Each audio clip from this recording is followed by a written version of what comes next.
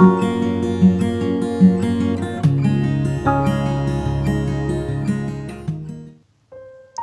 sejahtera dalam kasih Tuhan kita Yesus Kristus.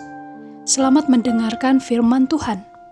Biarlah damai sejahtera dan kasih karunia senantiasa dilimpahkan Tuhan kepada kita.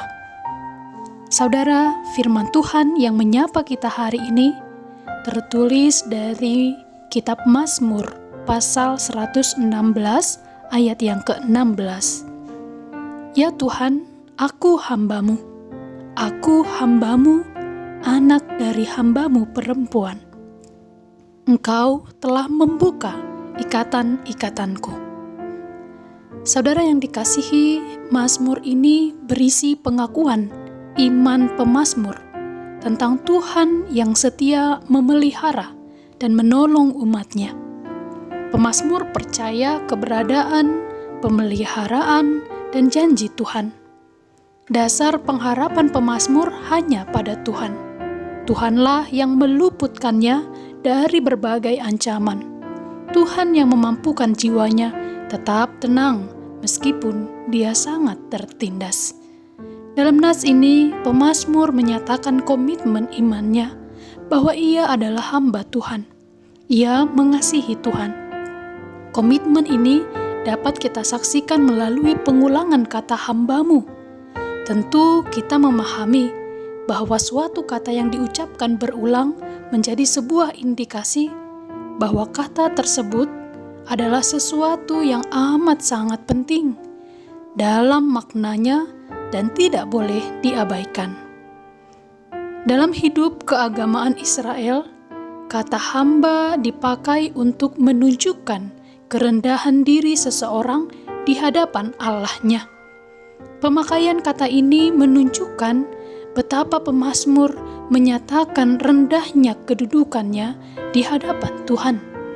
Juga menyatakan tuntutan Allah yang mutlak akan dia turuti selama kehidupannya.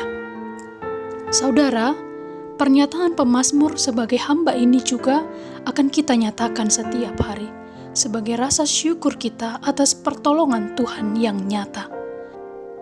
Bila kita menjadi seorang hamba, berarti kita akan menjadi milik Allah sepenuhnya.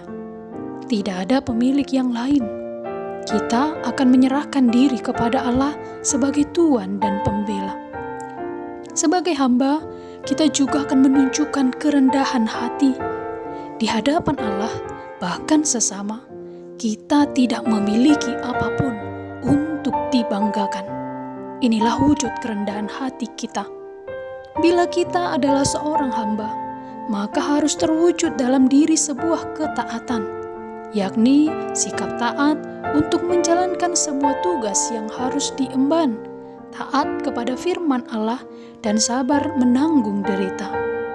Saudara yang dikasihi, sekarang marilah kita memberi waktu bagi diri sendiri untuk mengkoreksi posisi kita di hadapan Tuhan.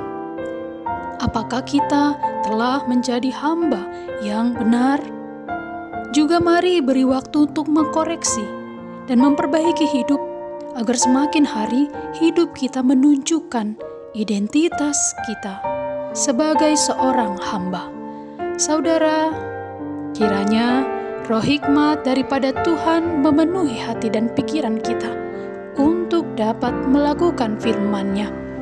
Tuhan melimpahkan anugerah bagi saudara. Amin.